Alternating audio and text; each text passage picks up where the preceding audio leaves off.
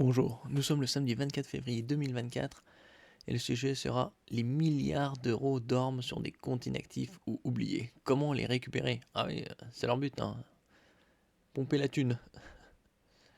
Et si un petit pécule vous attendait sur un compte ou un contrat à votre nom, que vous avez oublié ou que vous ne connaissez pas, un site vous permet de le découvrir. Et si vous disposiez d'argent sans le savoir sur des comptes dont vous avez oublié l'existence. Une hypothèse totalement plausible lorsqu'on sait qu'en France, plusieurs milliards d'euros se trouvent sur des comptes bancaires ou des contrats d'assurance vie inactifs, en attente d'être réclamés par leurs bénéficiaires. Fin 2021, environ 6,3 milliards d'euros étaient ainsi en attente d'être réclamés par les bénéficiaires à la Caisse des dépôts, indique l'organisme à actu.fr. Comment savoir si vous êtes concerné? On fait le point pour vous éviter de perdre inutilement de l'argent qui vous est dû et qui pourrait devenir la propriété de l'État. C'est quoi ces milliards d'euros oubliés?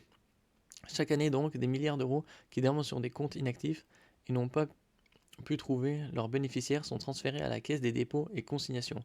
Sa mission est de le conserver, de permettre sa recherche aux titulaires, bénéficiaires, héritiers et de gérer les demandes de restitution, explique l'organisme sur le portail de son service dédié Cyclades.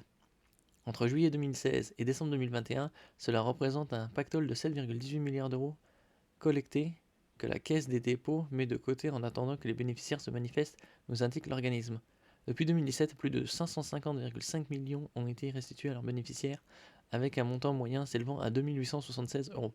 A l'inverse, 326,49 millions d'euros sont définitivement allés dans les poches de l'État au bout de 30 ans. Si la personne titulaire du compte ne s'est pas manifestée, d'abord auprès de la banque ou établissement financier, puis auprès de la Caisse des dépôts, l'argent ne lui appartient plus. Bon, voyons. La Caisse des dépôts assure que là n'est pas l'objectif. De quel compte ou contrat inactif parle-t-on? On parle de contrat ou compte inactif dans deux conditions. S'il n'y a aucune opération sur le compte pendant 12 mois consécutifs, hormis celle de la banque, perception de frais, versement d'intérêts, seuls les comptes gelés par décision de justice, par exemple, font exception. S'il n'y a pas de manifestation du titulaire du compte ou de son représentant légal auprès de la banque au cours de ces 12 mois consécutifs, il ne doit pas non plus avoir effectué d'opération sur un autre compte ouvert à son nom dans le même établissement. Ce délai de 12 mois est porté à 5 ans pour les livrets d'épargne, les comptes à terme et les comptes titres, notamment, rappelle le ministère de l'économie. Il peut s'agir par exemple de comptes bancaires ouverts par une personne décédée dont les héritiers n'avaient pas connaissance de livret d'épargne, comme un livret A ouvert en votre nom que vous ignoriez, de contrats d'assurance vie arrivés à échéance, de produits d'épargne salariale alors que vous avez changé d'entreprise par exemple, d'un héritage non réclamé. Parmi les près de 700 millions d'euros transférés à la Caisse des dépôts en 2021, on retrouve ainsi 409,40 millions d'euros issus de comptes bancaires, tous comptes confondus livrés, 189,07 millions d'euros provenant des contrats d'assurance vie, 99,68 millions d'euros issus des plans d'épargne entreprise. Pourquoi l'argent de ces comptes est transféré? C'est la conséquence de la loi du 13 juin 2014, dite loi Ecker, qui impose depuis 2016 aux banques et assurances de recenser les comptes bancaires inactifs et les contrats d'assurance vie en déchéance. En déhérence.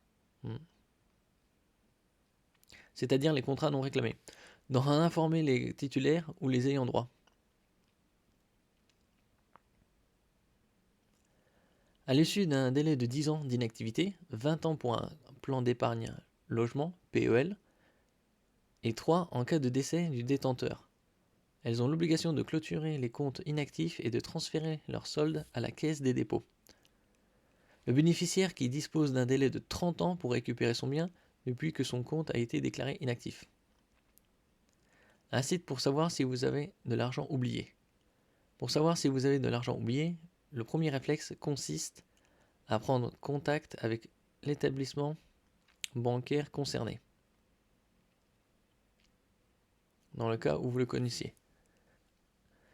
Dans l'éventualité où les délais de conservation par l'établissement financier sont dépassés, vous pouvez alors utiliser Cyclades, le service de recherche en ligne de la Caisse des dépôts, conseille le ministère.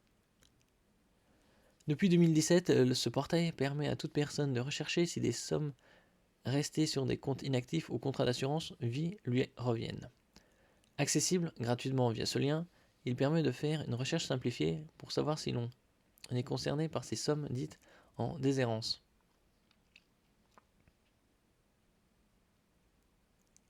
Pour utiliser le service, il faut renseigner ses données personnelles, nom, prénom, date de naissance ou de décès du titulaire, indiquer des références bancaires quand on les a à disposition. La recherche fonctionne aussi sans.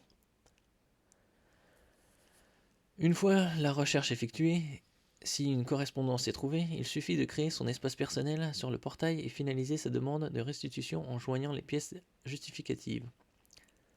La Caisse des dépôts traitera la demande et, en cas de validation, un virement bancaire sera effectué.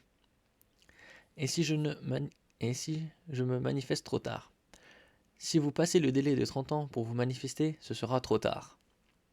Les sommes seront définitivement reversées à l'État et plus aucun recours ne sera possible. Bon, vous avez 30 ans quand même. Bon, c'est un lien avec les milliards de Bruno Le Maire là. Des dizaines de milliards d'euros dorment dans les comptes bancaires des Européens. Mes propositions pour les mettre au service de nos entreprises et de notre souveraineté. Ouais, soyons sérieux, hein. Dès qu'il y aura de la thune entre leurs mains, elle sera dilapidée. Elle servira juste à payer les intérêts de la dette. Allez, écoutons-le.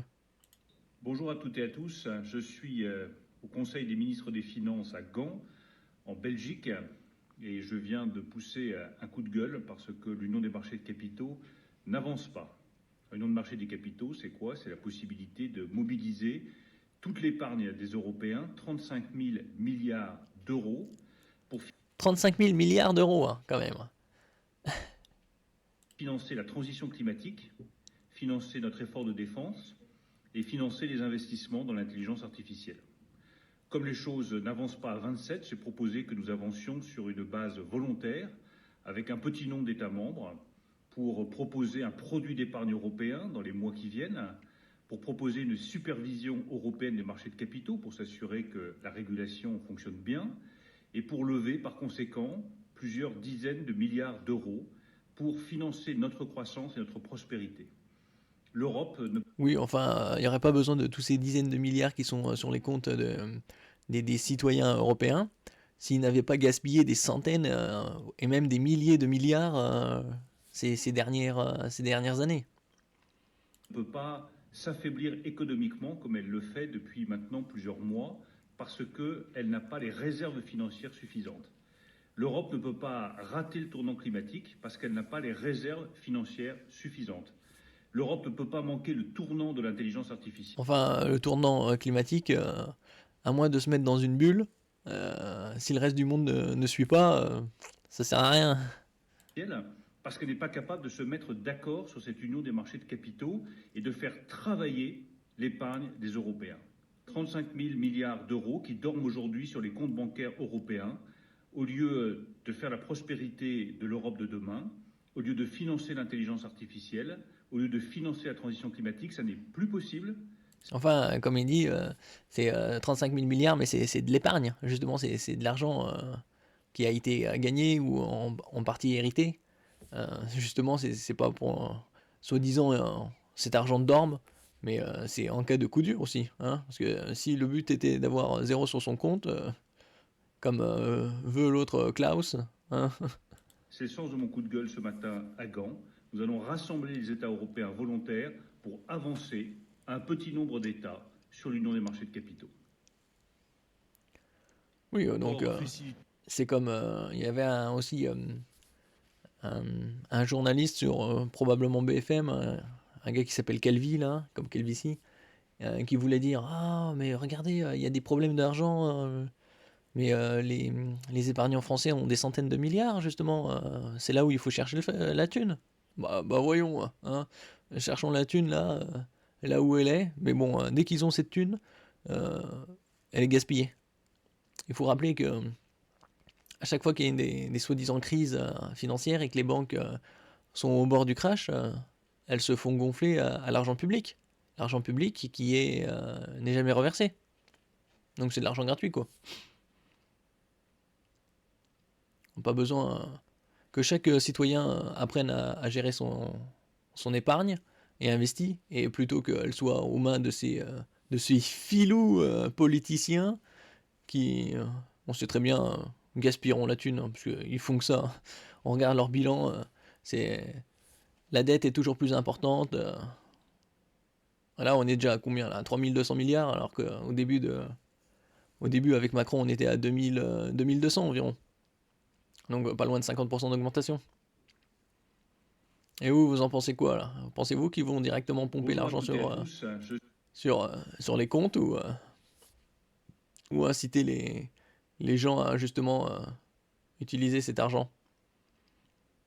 Ouais, ils vont faire probablement comme en Argentine dans les années 2000, où le système était pas loin était dans un mauvais état.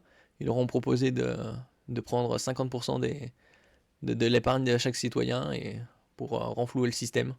Bon, ils ont accepté, autrement ils perdaient tout. Bon, ils sont en train de faire à peu près pareil, hein. Merci pour votre écoute. N'oubliez pas de mettre un j'aime, de partager et de vous abonner à la chaîne. À la prochaine fois.